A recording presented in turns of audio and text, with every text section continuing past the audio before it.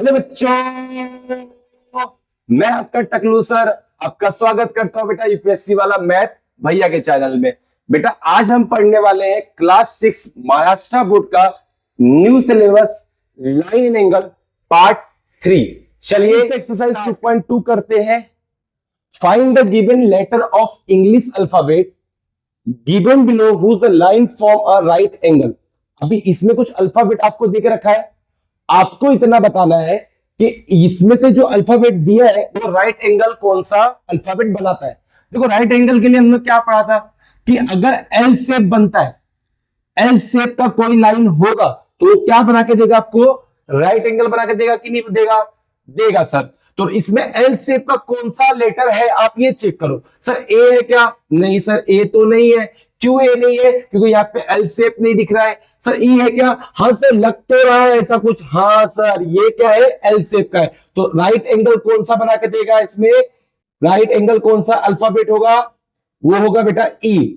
दूसरा कुछ दिख रहा है क्या, एन दिख रहा है क्या, एन एल शेप का दिख रहा है। सर एक लाइन तो है बट ये बेस नहीं है तो एन भी नहीं हो सकता। के को चेक करो, के को लाइन तो है बट बेस नहीं, ये भी नहीं हो सकता है।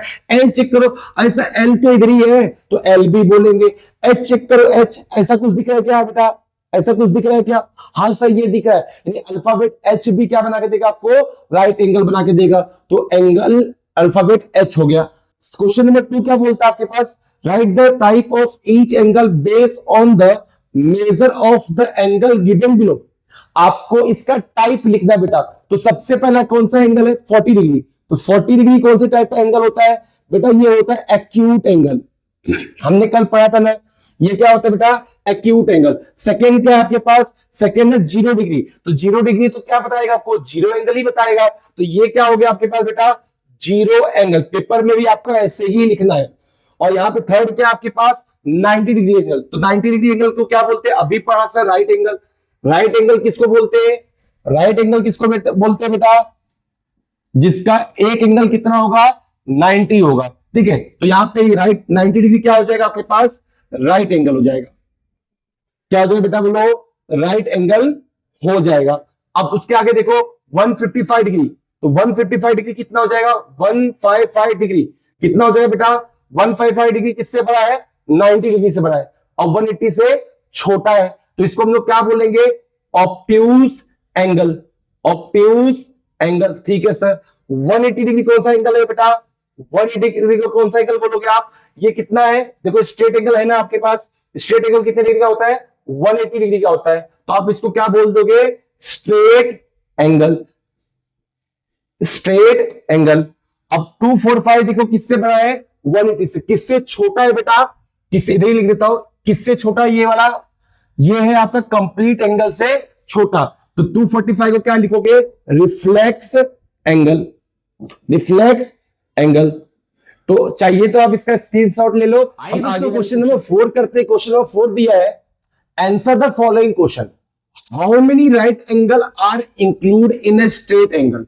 तो एक स्ट्रेट एंगल में कितने राइट एंगल बन सकते हैं बेटा। इस क्वेश्चन का आंसर तो मैंने आपको कल ही दे दिया था पार्ट 2 के अंदर कि एक स्ट्रेट एंगल में कितने राइट एंगल बनेंगे। एक देखो यहाँ पे ऐसे होगा स्ट्रेट एंगल, तो एक 90 डिग्री ऐसे बनेगा, एक राइट एंगल ऐसे बनेगा। मतलब एक स्ट्रेट एंगल में कितने राइट एंगल बनते हैं, 2। तो इसको मैं क्या लिखूंगा, ऐसे देखो क्या लिखोगे आप, 2 right angle are include in a straight angle. क्या लिख दोगे आप, 2 right angle, 2 right angle are include in a straight angle. समझ में आया, बहुत सिंपल क्वेश्चन था। What a type of angle form between two adjacent figure of hand. अगर 2 एडजेसेंट फिगर है तो कौन से टाइप का, और हावर हैंड समझते हो ना, तो अगर 2 एडजेसेंट फिगर है तो किस टाइप का एंगल बनेगा। देखो मान लो ऐसे एडजेसेंट फिगर है आपके पास, तो ये किस टाइप का एंगल बेटा, एक्यूट एंगल है। तो क्या लिखोगे, acute angle, acute angle are form, acute angle are form between, between को मैंने BW लिखा है, ठीक है, between 2 adjacent figure, between 2 adjacent figure.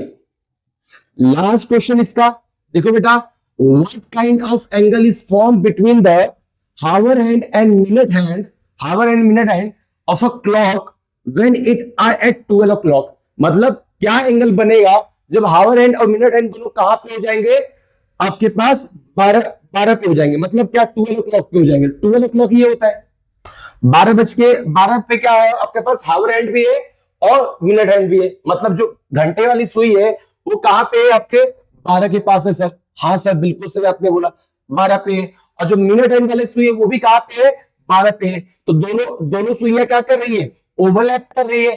कुछ एंगल बनेगा नहीं सर, ये तो 0 डिग्री एंगल बन गया। तो आप क्या बोलोगे, 0 degree angle are form between the hour hand and the minute hand. अभी देखो क्वेश्चन नंबर 3 जो आपके पास है उसमें क्या लिखा है कि रिफ्लेक्स एंगल बना के दिखाओ। तो आपका ये हो गया लिखकर, तो आप कॉपी कर लीजिए। क्वेश्चन नंबर 3 क्या है वो भी आपको मैं सॉल्व करके बता देता हूं।